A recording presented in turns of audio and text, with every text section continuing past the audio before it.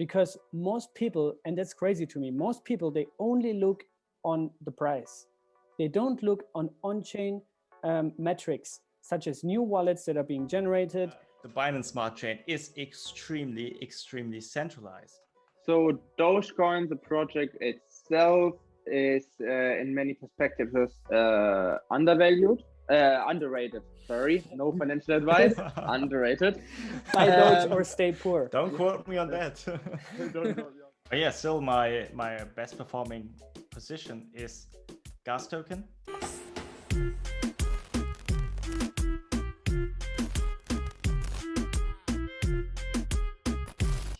Okay. All right, let's get started. So welcome to a new episode here, DeFi Eat CeFi on my channel with my friends Juri and Fabi from DeFi Times. Guys, I mean, you don't need any introduction, but the markets right now are so volatile and so hot. First question, how are you guys doing and how do you see the markets right now? Well, I'm feeling great, even though the markets are dumping like crazy, like we have never seen before, at least for a few months. Right now, our portfolio is crashing as we speak, but I'm feeling like this is a bullish dump, as we say in the crypto industry. We're due for a correction, and I think that's pretty healthy what we are seeing right now, and that's how I'm feeling right now. Juri, what about you? Yeah, I have to agree, because the last days were like pretty annoying, because we saw so much retail, and I think we sorted out some weekends, because I recognized it. I recognized it a lot. A lot of people were asking like, "Hey, which token is the next token that brings me to 1 million or so?" Even though these people do not even know what this movement is about. So yeah, it's okay for me, the dump, because I know the technology behind it, and it can dump even more, so whatever. So Juri doesn't like retail plebs. Stay out of the market. No, but it was like it was just too much. That's the thing. It was just a little bit too early. I'm also getting a lot of messages. I'm getting also a lot of messages and also comments on my YouTube channel. People asking like, "Hey, what's your how much is it going to dump? How much is it going to pump?" I'm like, I don't know. I mean, this is the normal daily life in the crypto industry. It can go up, it can go down. But well, that's the uncertainty that we have to deal with, and that's where the huge gains are coming from, actually, because no one knows how the future looks like, and when the market dumps, when the market pumps, no one knows, and that's why we make such big gains in the first place. Yeah, I think also it's fair to say that you actually make the most money if you hold long enough, right? Yeah. Bitcoin millionaires are made, over years, not just overnight, right? Even though, sure, if you're lucky, you can make lots of money in very short time, but most people are at least a couple of years, right? Which is actually already short term, but in crypto language, it's like forever. If you talk totally about agree. Years. There's Charlie Munger once said, "Time in the market beats timing the market," and that's totally true. I mean, I came into the crypto industry in mid 2017, and I stayed ever since. I stayed through the big crash of 2018, and I didn't time the market. Basically, anytime you entered the crypto market 3 years ago, since 3 years ago, you would be in profit. Doesn't matter where you bought. If you bought in 2017 or 16 or 15, you would be in profit. And that's one of the big learnings I got into in the crypto industry, is that you have to be in crypto for a long time. But if you are in the crypto industry for a long time, you will make profits. Yeah, Also, and go ahead.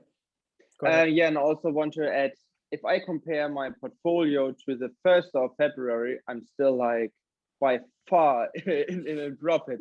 So it's just like the human psychology. So we got used to like crazy numbers. But if I would go to a banker and say, "Hey, I'm pretty unhappy right now because my portfolio was here at the 1st of February and now it's here. He would say, "What the fuck is wrong with you?" It's like, great, your portfolio looks great, and I think that's just we just have to ignore these volatility because that's just human psychology. But at the same time, it's also fair, you know. I mean, even myself, when I look at my portfolio and it's down 15% in 5 hours, I'm like, holy shit. Like we're still emotional. I think everyone eventually is, and I think that's also a good sign. You know, we're still humans after all. But at this point, I also want to encourage everybody to sign up an account on Glassnode, because most people, and that's crazy to me, most people, they only look on the price. They don't look on on-chain metrics, such as new wallets that are being generated. What are the whales doing? What is the smart money doing? Like, what is the transaction flow, right? Like, there's so many metrics you can analyze for free. You can just sign up an account there. I think most basic metrics are actually for free. And you rather keep those numbers on your radar. And then you can also better evaluate for yourself, where are we right now? The stock to flow model is also a great model that that gives an indication where the supply is going and how the demand might react. So there's a lot of cool stuff that most people don't care about because they only look on the price. And there's so much more than that. There's so much more. But yeah, having that said, let's get into today's episode. We have a lot to talk. A lot has happened. It always feels like six years that we talked, but it's actually only been 3 weeks or something. So yeah, the bull run is still on, even though we have dumps, like Fabi was saying. It's a bullish dump that we are seeing right now. And it provides always good opportunities for new entries, right? So that's why it's also actually always helpful to leave some USDC or some liquid fiat on your exchange so that you can react and buy up those dips in tranches. But yeah, that's just a side note. Today, we want to talk about our 3 coins of the week. BNB, the coin of the Binance exchange, has made crazy all-time highs. I could never believe that, like 300, what, 350 or whatever. So we'll talk about that. Second, we'll talk about Atom, the coin of Cosmos, my favorite cryptocurrency actually right now, and Dot, Polkadot's coin. So let's get into it on CoinGecko here. I think Fabi, you have something to say about Binance. So let's go. Yeah, man, I can't look at these prices. It's so horrifying. Okay, so basically the BNB price exploded during the week, during the weekend or last week. I actually invested in BNB in 2017, and it was always a small position of my portfolio, and I didn't even pay too much attention to BNB. It just sat there. I didn't want to sell it because for me, BNB is a hedge against uncertainty with ETH and the current gas situation. But on some day, my BNB position just exploded and it rose to the top of my portfolio. Not exactly to the top, but it rose in the ranking of my portfolio. And I was, wow, what the fuck is going on? And then I did some further research, and the whole Twitter community was talking about Binance coin from one day to the other. And it was crazy. The volume of the biggest exchange on the Binance Smart Chain, which is Pancake Swap, it exploded. It got billions of dollars in liquidity, and it even overtook Uniswap in trading volume. And it was such a hype. Everyone was talking about it. The prices exploded. Pancake Swap exploded in price, and you can show the chart here. It's going vertical. It's going absolutely vertical. And yeah, for me, it's just it's a big hype, you know. In fact, Binance Chain is one of the most centralized chains in existence. It's, in my opinion, you can compare it to even to Tron. There are 21 validators on this chain, and we did a podcast about the situation. Guys, don't pay too much attention to centralized projects. I mean, sure, the gas fees and the fees on Binance chain, they are very, very low, but this is almost only made possible because it's so centralized. You can even run a server, a single server, and it would be as decentralized as Binance chain, in my opinion. But people, especially retailers, are jumping on this train because they think the fees on Ethereum are way too high, and that's why this coin exploded in price, in my opinion. But I wouldn't pay too much attention to it. It's just my opinion, no financial advice, but do whatever you want. Well, I given a financial advice right now, and that is never buy those peaks. Like, don't buy something that went up 100x, right? Like, you don't buy that. You just wait for the market to cool off. And we're seeing right now, well, it only dropped 20% so far, but it came down quite a bit from the top of $340, right? 34% within 3 days. I think, yeah, we'll see some major correction here and then probably some sideways movements. But yeah, agree. And also the market cap in contrast to like other coins, it's ranked 3 now on CoinGecko and nearly $40 billion in market cap. So yeah, but I think we'll talk a bit more about Binance Smart Chain and also Pancake Swap later in our section overrated, underrated.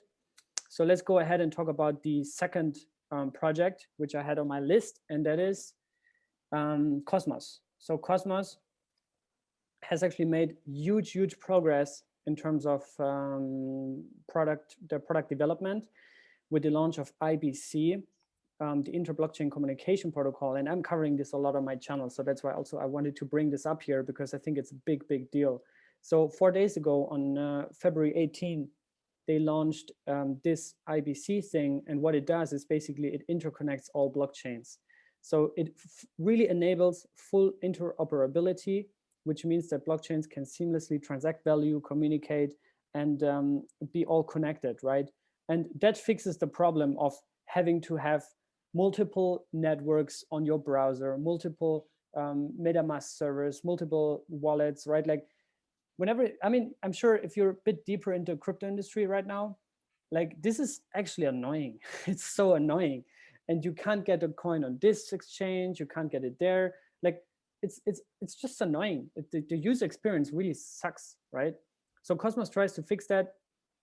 IBC is here now. I think over the next months, the challenge will really be to get IBC widely adopted.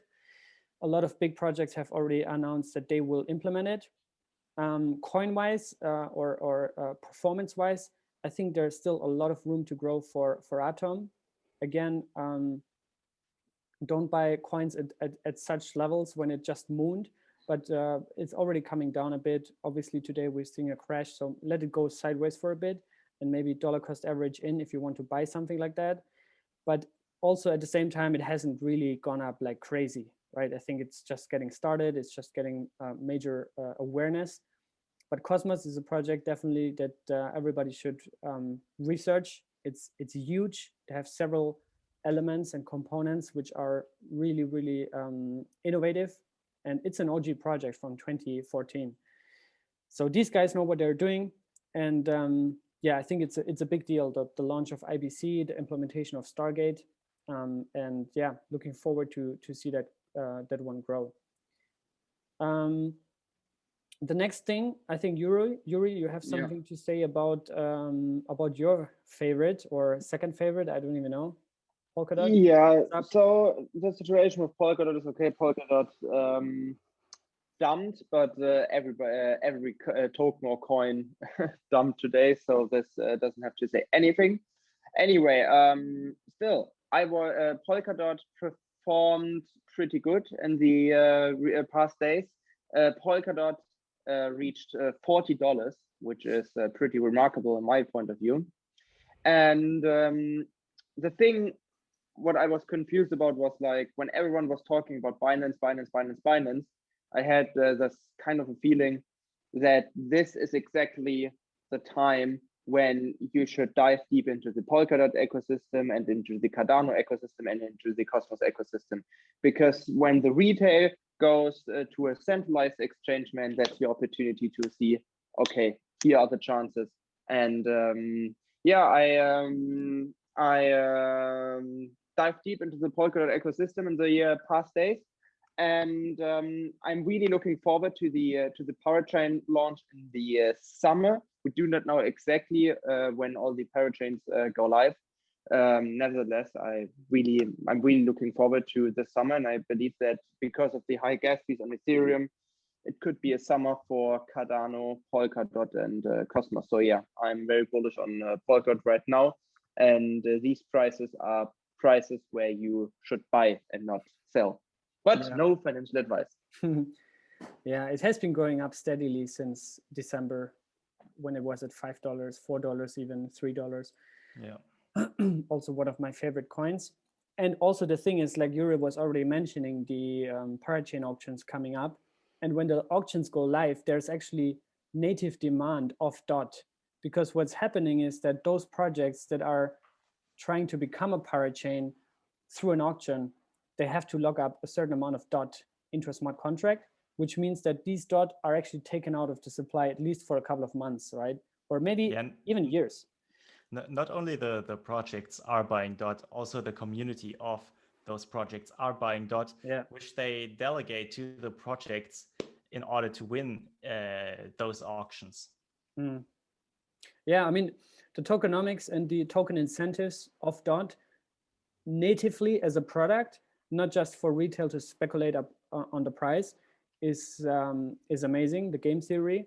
However, I think at those levels, $35, $40, maybe the whole anticipation towards the auctions might already be priced in, so that a lot of people are selling as the auctions start.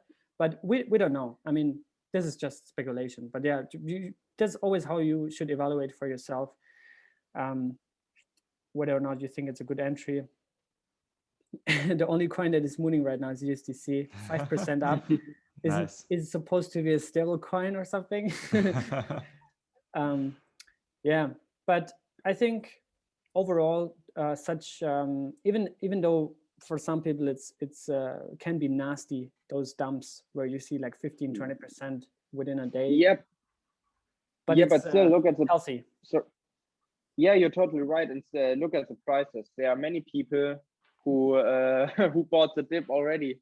I'm proud of you guys. No, but when we started the episode, Bitcoin was below $50,000. And now we're at $51,000. So that's the thing what Fabi mentioned at the very beginning of this episode. Man, this dump is super healthy. We many weekends left the market, and the people who really know what is behind those prices, they now coming with the fiat truck, I would say, and invest vast amounts of money. You know, bull markets are all about pumping and then retesting higher highs, higher lows. You know, if we pump and we don't retest another low, the pump is not sustainable. And the pump leads to a big bubble that we saw at the end of 2017. Yeah, that's for me, that's bullish AF for me. Yeah, because we pumped and then we retested 50,000 with Bitcoin, and the market decided that 50,000 Bitcoin was so low that we are going to buy it up. Yeah, and that's for me one of the healthiest signs there is in the crypto markets, is when we dump and the market decides that we have dumped enough, and then we buy it all up. Even more that they dumped too much. Here, Ethereum is the best example. It was like at 1,600 or almost 1,500. I'm not completely sure about it, but now we are moving towards the 2,000 again, because the market really says, okay, that's not the actual value of Ethereum and Bitcoin. So, yeah. I mean, at the same time, there's also definitely some kind of, market manipulation going on, insider trading, like, especially in a volatile market like that. And we can also see multiple weeks of sideways or even downward pressure from here. But flash crashes like today are usually opportunities to get in for retailers, because like you're saying, like that's like we have so much buy pressure. We're still in a bull run, right? And this is not over. But yeah. I can also imagine that the crash was partly influenced by retailers, because during the last couple of weeks, there were so many new people entering the space as never before. And those people, they have weak hands. Yeah. So they just entered the market and they have seen nothing. They're the panic sellers and FOMO buyers. Yeah, definitely. They haven't seen anything yet. Yeah. Those people are selling right now. Yeah. They are selling right now. And that's, for me, that's bullish, because those people, there was too many people entering the space. We were getting into this this bubble area, and I think that's totally fine. When a few new people get washed out, they are partly scared. Yeah. And that's totally fine in my opinion. I mean, the first mantra in crypto or in investing in general is to buy low, sell high. And what it actually means is that you should buy fear and sell greed, right? Yeah. And what we're seeing on days like today is fear, right? So you buy that, you don't sell it.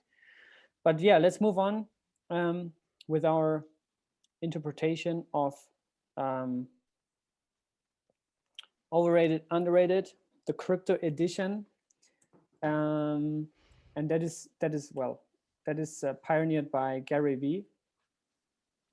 So what we're trying to do with this, basically, it's like a little game here, where we just bring up recent events or news or topics or projects or people or whatever from the crypto space, and just talk a little bit about it and give our evaluations whether we think it's overrated or underrated, not overvalued or undervalued, right? So we're not giving any kind of price indications here or investment advice. This is just for our kind of like perspective and opinions on certain things. So I think we already have talked about the dump today extensively. I think Fabi, you wanted to start. Maybe you have some final... I think Juri wanted to start, I guess. Yuri? Right? Yeah, I can do it. Yeah. So final thoughts. Underrated. Yeah. I would say yeah, of course. It's basically it's underrated from that perspective, that it is a very bullish indicator. So we really see that we achieved specific price levels. So in my perspective, the dump is underrated, but in a positive way. All right. Fabi, Pancake swap. And maybe you can explain a little bit about what it is, because maybe many people don't know. Okay, guys, this is as much overrated as it can get. This is basically, okay, I'm not going to say it, but what Pancake swap basically is a clone of Uniswap on the Binance Smart Chain. And as I said earlier, the Binance Smart Chain is extremely centralized. And that's why the fees on the Binance Smart Chain are so low. And the fees are why people are jumping on this Pancake swap train, on this Pancake swap exchange on the Binance Smart Chain. And that's why they begin to use it more and more instead of Uniswap.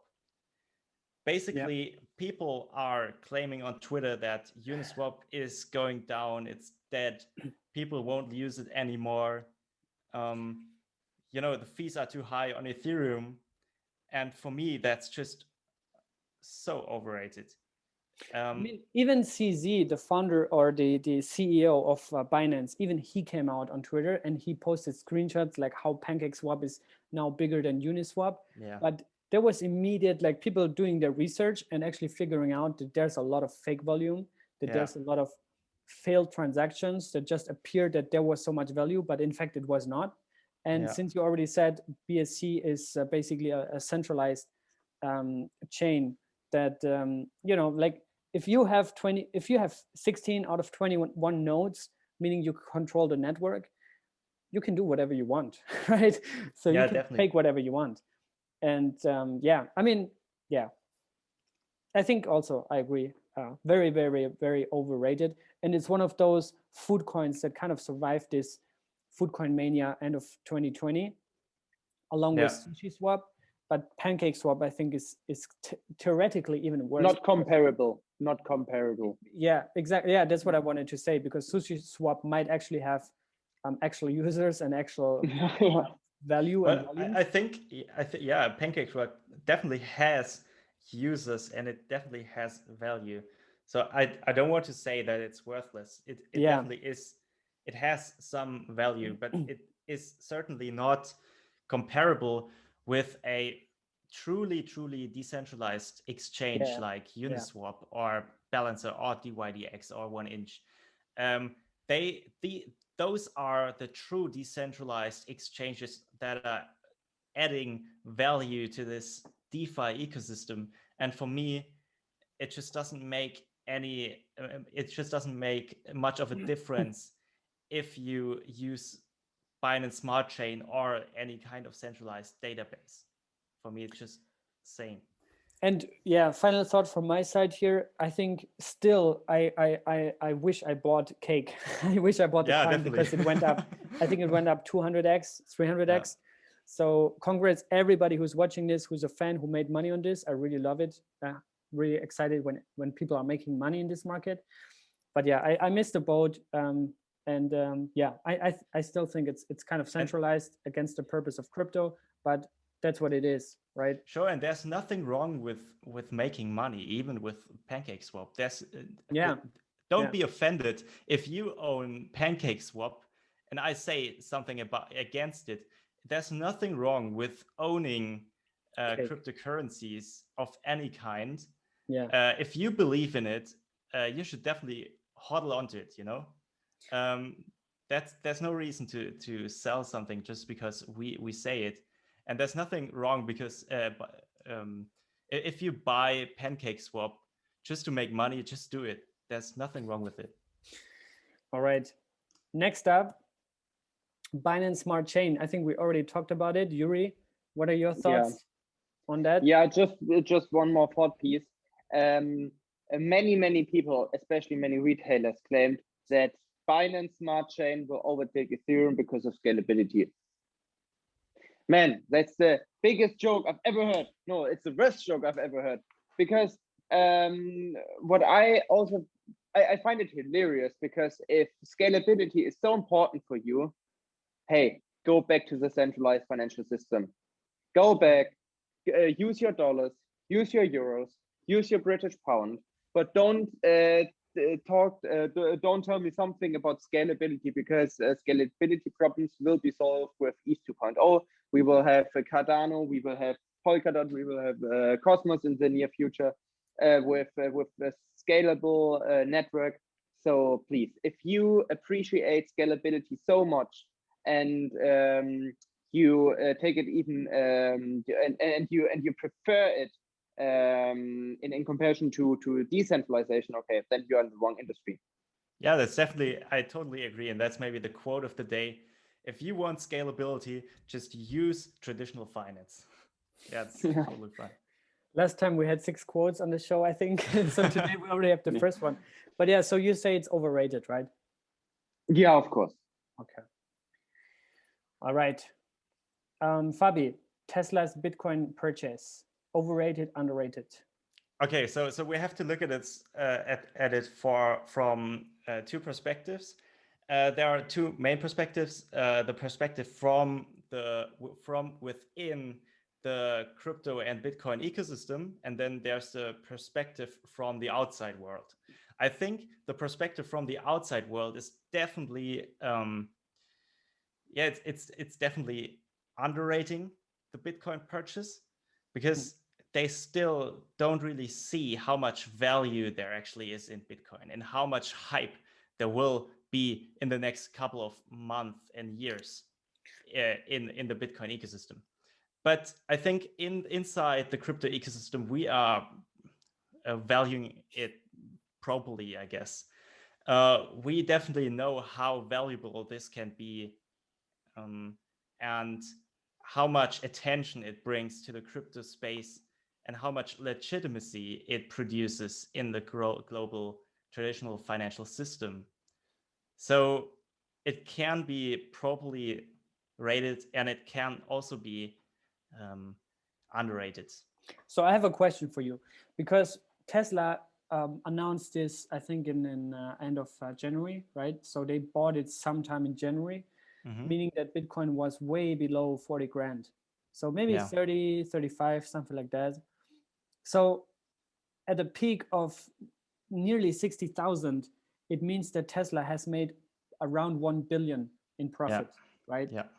So what do you think is going to happen if Bitcoin goes to 100K, 200K, and out of a sudden Tesla makes 3 billion, right? Which is much, much more than they ever did in 20 years of history selling cars. Do you think they're going to dump? They're going to keep it? What do you think? So I think I'm not talking only for Tesla here, but I think that the hands of institutions are way stronger than our hands. In fact, it's not too much of the Tesla balance sheet. It's only 7%, I guess. And let's say Bitcoin goes up 3x from the price they purchased, then it would be like 21% or something. That's not the world for them.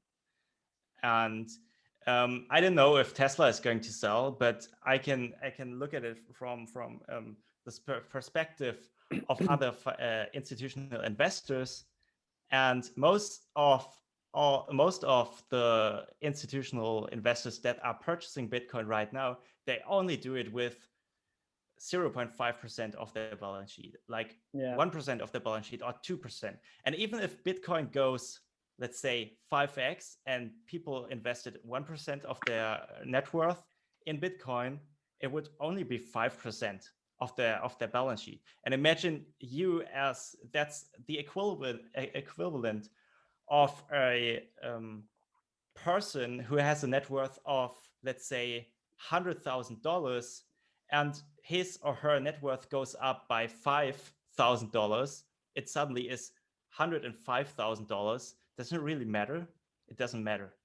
So institutional investors definitely have stronger hands than retail investors, because retail investors tend to have a bigger percentage of their portfolio in crypto, but institutional investors tend to have smaller allocations, and that's why they usually have stronger hands, in my opinion. That's why even if Bitcoin goes to 200K or 250 or even 500K, there are definitely going to be institutional investors who dump, but definitely not the majority. The majority is definitely holding on to their bags, I guess. That's just my opinion, no financial advice. And just one thing I really want to add, because in my opinion, I really agree with what you said, that the people outside of the crypto industry, they really underrate the Tesla Bitcoin purchase. So for example, yesterday I watched the Heute Show, which is basically one of the most popular shows on the German on the German TV. So it's like this, that they really trash talked about Bitcoin yesterday, and of course Elon Musk was a topic. So they said, Elon Musk, he has too much power on the too much influence on the market, blah blah blah blah blah. I think you can imagine what they said, and it was like, hey, okay, guys, you will feel pretty ridiculous in a couple of months. They're salty because they missed the boat. Yeah, exactly.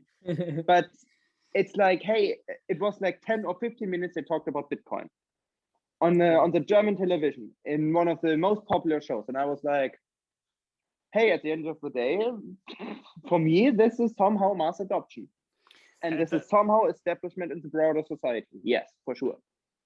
And what's extremely interesting is that the current hype, the current crypto hype, is mainly based in the US. It's not anywhere near the sentiment in Europe. And as we see during the market hours of Asia, Asians are currently dumping. Europe is neutral, and the US, they are bullish. They are extremely bullish, and the whole movement of crypto is basically taking place in the US. It's not in Europe. It's not in Africa. It's not in Asia. It's in the US. And that's one big learning for me. So there's a lot of room to improve, in my opinion, still. So these guys have to wake up ASAP to pump our bags. But yeah, I think my view is regarding that, because I think it's actually a really big deal. These three words, Tesla Bitcoin purchase. I mean, the fact that they even bought it is insane. But I see it like this. I mean, Tesla has a board, right? A management board, right? They have shareholders, and these guys might not be perma bulls on Bitcoin, right? They might not be on crypto Twitter, right? So I think, especially if Bitcoin would go to 100K, 150, 200K, I don't want to be Elon Musk, because I'm sure that he gets 150,000 calls every day from his shareholders. Dump that right now, because you're still running a company, right? And the treasury of a company, the balance sheet of a company, is not there to speculate on something volatile technically, right? It's actually there to retain value, not to go to the moon 3, 4x, 10x within a year, right? So I think, yeah, I think they will definitely sell. Not sure if they will sell all, but this might be the only risk that I see for us to go in a multi-year bear market again. If we really go to crazy levels like 500K, 600K, even 800K per Bitcoin this year, and then they would all just sell, because that's the risk here that I see. So what you also have to consider is that institutional investors are generally more cautious than retailers. So institutional investors, including Tesla, if they would sell, they wouldn't sell everything, right? They would sell part of their Bitcoin, part of their assets. They would go. They would only sell a portion of their Bitcoin, and I think that's reasonable to assume that Elon Musk probably wouldn't sell all of his Bitcoin. Yeah, probably only part of it, but I'm not sure. So could be anything. All right, let's move on. Next one, NFTs. Juri, I think that's something that you're also knowledgeable about. Yeah, so in short, like NFTs are non-fungible tokens.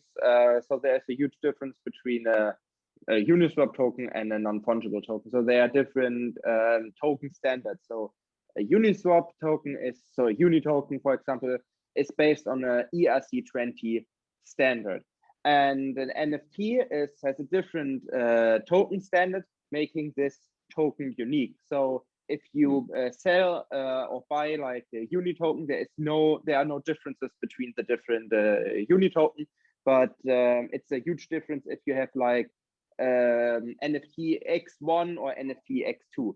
So it's like making an object unique, and even though it might be digital and it might be the same collectible or the same object, the value can be drastically different. So it's a very, very, very small niche, but it's one of the niches where I believe we will see most of the developments in the next 10 years, because I see a future where NFTs will be everything. So we will see like personal ID cards in form of NFTs. We will see like works of art in the form of NFTs. We'll see collectibles in NFTs. We will see basically everything what you can digitize, and therefore NFTs underrated. Nevertheless, you really have to be an expert to invest in NFTs to make money. It's very hard. I mean, you really have to dive deep. I wouldn't say that I'm an expert in NFTs. I know how the concept works. I also bought some NFTs, but more to engage with this niche and to try things out. But yeah, to make money, very, very difficult. Yeah, I think right now we're still in a phase where this is so new that we're seeing right now NFTs as the equivalent of art, digital art, Tamagotchis, right? Like this kind of like gaming, nerdy stuff. And this to me actually doesn't have much value, but it proves a concept. It proves a point, right? And you mentioned IDs, real estate are going to be NFTs, are going to be tokenized under a certain security token / NFT token standard, right? So there's different models right now. But eventually, you need to have a token standard that really defines a unique object, right? Whether it's digital, whether it's from the real world, so that you can tokenize it and you cannot interchange it with something else, right? It's unique. So yeah. So you're saying underrated in the long term, right? Underrated in the long term. I think right now what we're seeing, especially on Twitter with Mark Cuban, Overrated. Logan Paul, and all these celebrities, Soldier Boy, right? They're having their NFTs. They're selling them for 150 ETH, right? So what do you think about that? Okay, there's a huge difference between Mark Cuban and all those YouTubers and football players like Mesut Özil. There's a huge difference because Logan Paul, Mesut Özil, and all the other YouTubers, I believe they just they just found a way to make money, which is there's nothing wrong about that. But I think Mark Cuban really sees the future in it. All these YouTuber hypes and the Logan Paul Pokemon story completely overrated. Yeah. On the other hand, the thing with Mark Cuban, he knows what he's doing. And the thing with his Dallas Mavericks NFT, okay, funny story about that, but it's underrated. That a billionaire, like a billionaire in the tech industry, is so interested in NFTs. Very underrated. Okay, let's move on to the next point. Uniswap version 3, Fabi, overrated, underrated? So currently there's not too much information public about it, but what I know about it is that they are going to make the capital way more efficient on Uniswap.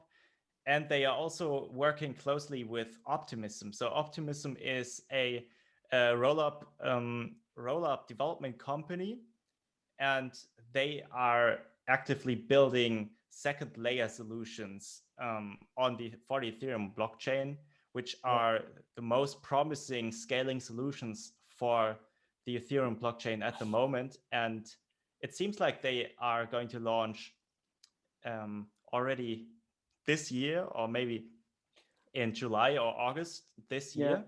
And it's going to be extremely interesting what they are actually building to see what this version 3 is about. So in my opinion, as we don't have too much information right now, I can't really say if it's overrated or underrated, but just from my gut feeling, I think it's underrated because I think it's going to be huge. And if Uniswap is going to really implement a second layer solution, that's going to be huge because it could solve the gas fee problem, at least in the short run. Yeah. And, Uniswap is currently the one protocol that takes a lot of block space. Everyone is transacting on Uniswap. And if that could be way more gas efficient on a second layer solution like Optimism, that could be huge. And that's why I think Uniswap version 3 is probably underrated.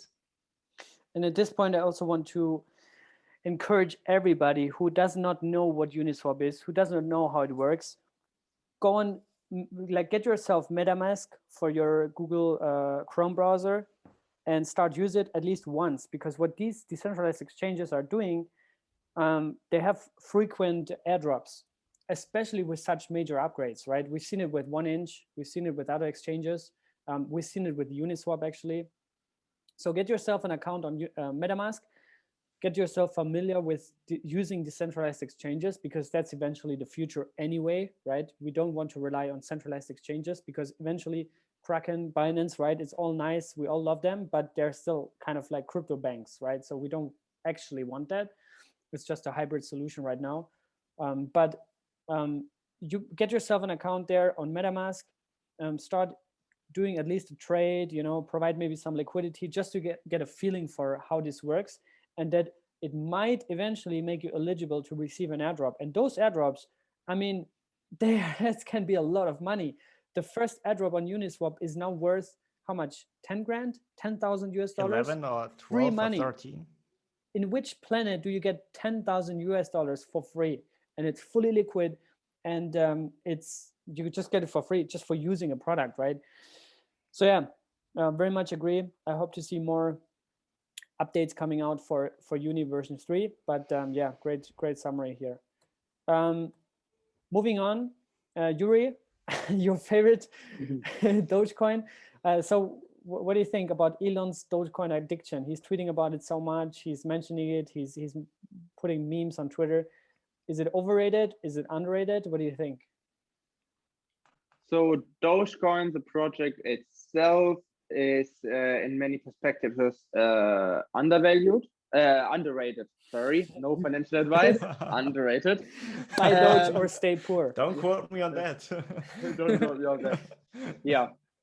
Yeah, but the addiction of Elon Musk is a little bit overrated. I mean, it's something different. There's a huge difference between Elon's influence on Bitcoin and his influence on Dogecoin. And I believe if you have like this mindset, hey, I just buy Dogecoin and wait for the moment Elon tweets something funny or tweets a meme or whatever, and the price pumps and I sell, bro, you really live in Fantasia land. I really would be very careful with that. And yeah, I mean, I think he just views it as like something fun. I think that's basically it. He just finds it funny, and he explained it on a podcast already. But yeah, that's don't expect to pay with Dogecoin on Mars in 2100 or so. Okay, got it. What I have to say, to add, is that I'm going to quote Elon Musk on that. He said, "The most entertaining outcome is the most likely," and I'm going to leave it at that. You can decide for yourself.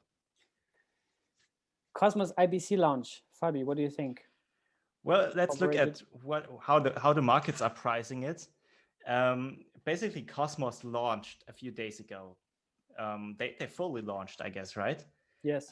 So they rolled out their final version, and that's something that we haven't seen with Polkadot yet.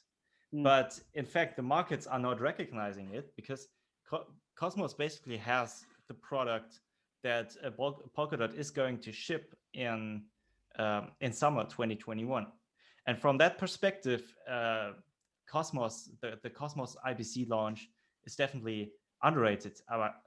It's completely underrated because it's not even a fraction of what Polkadot is worth at the moment. I mean, you could argue that Polkadot has way more projects already building on top of it, or maybe that announced that they will build on top of it. So Uniswap definitely has a bigger ecosystem and more attention. But from the tech side of things, I think the Cosmos IBC launch is definitely underrated because it's just not priced as high as Uniswap, and Uniswap is Polkadot. You mean Polkadot? Yeah. Uniswap. Polkadot is currently a lot of hope that they will ship. During 2021, and Cosmos already shipped. For me, that's underrated.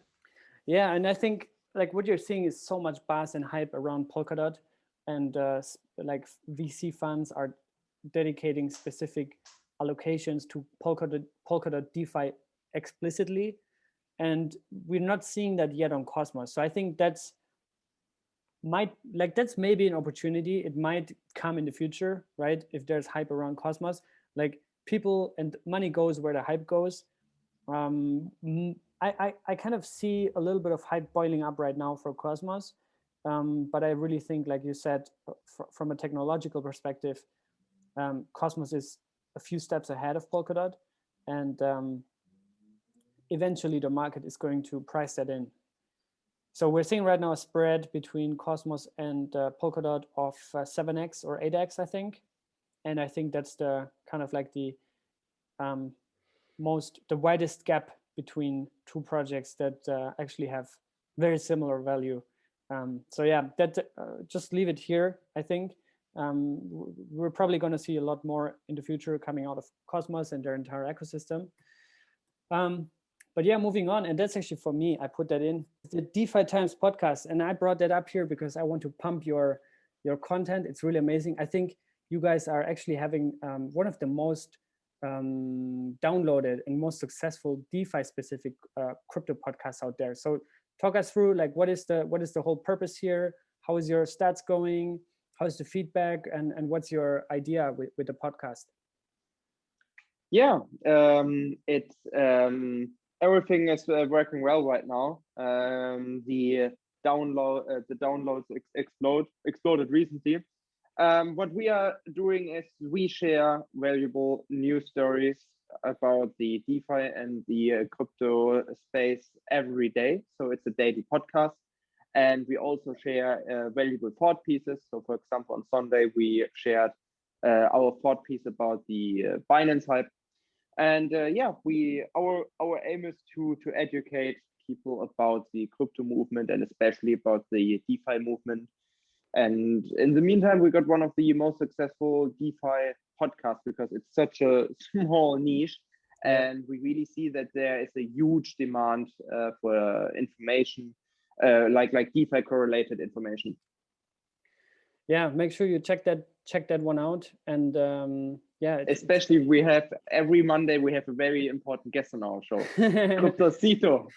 Yeah, I'm also invited sometimes to speak, so that's really cool. I really enjoy this, and yeah, I think as the markets keep going up in value and there's more hype and buzz and people want to learn, I think this is a great place where you can actually learn about it and get some input, some daily input that you can resonate with, that you can conduct further due diligence from there, because there's so much like content creators out there who are just basically giving price targets, right? And I think what we're trying to build here also together with DeFi CeFi is more to talk about things behind the scene from our experience. Obviously, we're also excited about making money here because I think that's in the short term what crypto is also about, a unique opportunity to make life-changing wealth. But I think in the long run, we're actually funding and building the Web3, right? A decentralized new internet. And there's so many pieces in that giant puzzle that are coming together right now. So yeah, great initiative. You got my full support here. Thanks, man. Thanks, man. Very appreciated. We'll link that down below so people can also sign up there. All right, so I think that has been it in terms of overrated, underrated. By the way, the final point here is the podcast is still underrated, even though it's the most successful one already. All right, so let's look into our moonshots. For those who are watching the first time, we have a little exotic portfolio of coins that you don't find on page 1. You don't even find them on page 2 sometimes. So we have very, very exotic cryptocurrencies that we kind of bought, and we all started with $100 each, split up in 3 cryptos, and tracked the performance. So Fabi has been the most successful so far with nearly 4.5x, and this was started on December 9th of 2020. So we're like 3 months in. Fabi, how's everything going? You have some moonshots already. Oh yeah, still my best performing position is gas token, which went extremely through the roof. My other positions, which are stake and R fuel, are already they are doing quite well, I guess. So yeah, I'm pretty confident that this will continue, even though we dumped a little bit. I think we had the screenshots before the dump, or maybe it was shortly after, I don't know. But however, what I'm most optimistic about in my portfolio is RFuel, because I think RFuel is really going to take off during the next couple of months. We even had an interview on our podcast on Saturday, which we released on Saturday. We interviewed James Anderson, the CEO of Real DeFi. And it was such a cool interview. I learned a lot about the Polkadot ecosystem.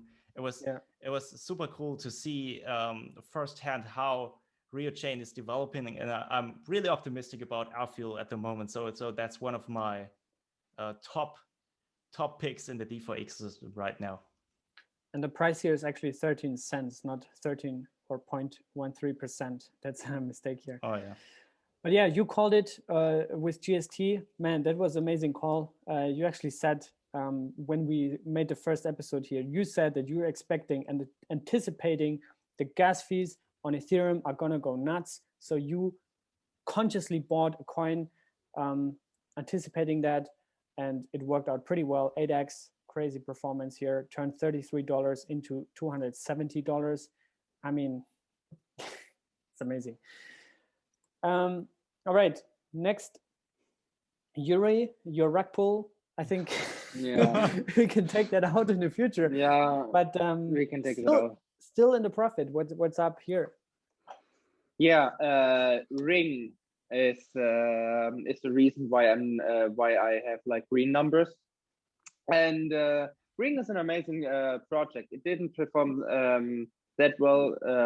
It didn't perform so well in comparison to, for example, Polkadot, but still Ring. So the Ring is the token, but the project's name is Davinia. Davinia is an incredible project, and I even hold it in my real portfolio, I would say, because I believe it has a long-term potential, but of course, no financial advice. And yeah, YFDI is also my fundamental project, I would say, and it performed also quite well. But what I really want to mention is, if you look at my performances, I mean, that looks somehow expressive, like 194% or 76%.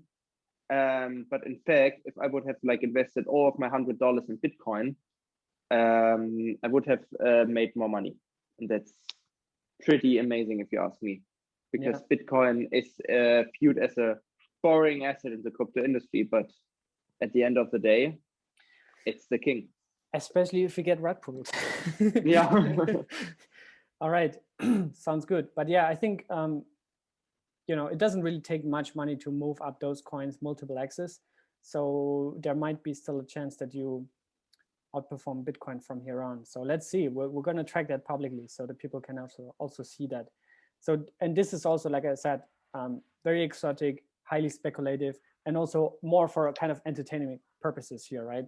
Because those are not our major bags in our actual portfolio. This is just some projects that we think are fundamentally good, are fundamentally strong, but not our kind of like highest convictions, right? So always keep that in mind if you watch that video. From my portfolio here, actually also holding bigger bags of all those 3 coins here, not just what's here, but 2.6x, not bad, since 2.5, 3 months.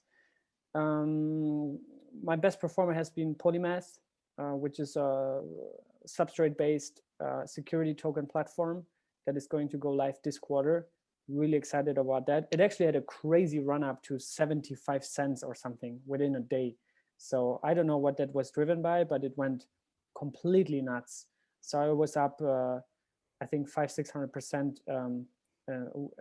at the peak. But yeah, everything else is also in the green. eGem, my low cap gem, nano cap gem, page 12 or whatever, CoinGecko, still hasn't launched their exchange. I'm still looking forward to it. But yeah, that's crypto, right? Like there's a lot of hopes and promises and waiting, but eventually that's also where you make the most gains, right? If you buy something before it actually launches. So yeah, that's my kind of like highest speculative asset in my portfolio. I still have contact also to the team and to the community. I really like them. They also have a Discord channel with a few hundred people in it. So really cool project. But yeah, it's going to be challenging to pull that off and to go mainstream with that. But let's see how the product works. And then Zenfuse has also gone up a lot. I'm in constant conversations with Juri, the founder. Shout out to you if you're watching this. And yeah, I think they also have exciting stuff coming up. Also an alpha leak. Not sure if I can announce that, but what I can say is that if you hold Zefu, make sure you keep it in self-custody, not on exchange. So yeah, that's it, I think, for today. Anything else that you want to share, guys? Or should we wrap it up for today? Let's wrap it up. All right, Juri, you look tired. Market. Yeah, I'm really tired. I just had an exam today, and yeah, I had a major exam today, and then the market is dumping. It was like very tough day today, but it is like it is. It is like it is. Yeah. But still, I mean, one very interesting thing. I mean, like our video. How long did it take? Like 1 hour or so. Yeah. I mean, like in this hour, the market situation changed completely. I love this industry. This is how I want to wrap up today's episode. I love this industry, and everything else seems to be boring right now. So Bitcoin went from 47,000 to now 53,000 in the last 60 minutes. That's crazy. Such a strong pump. That's crazy. Bags are green again, guys. Yeah, wow. to the yes. Yeah.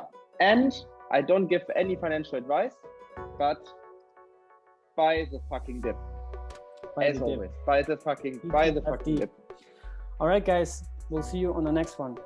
Stay healthy and be good. Take care.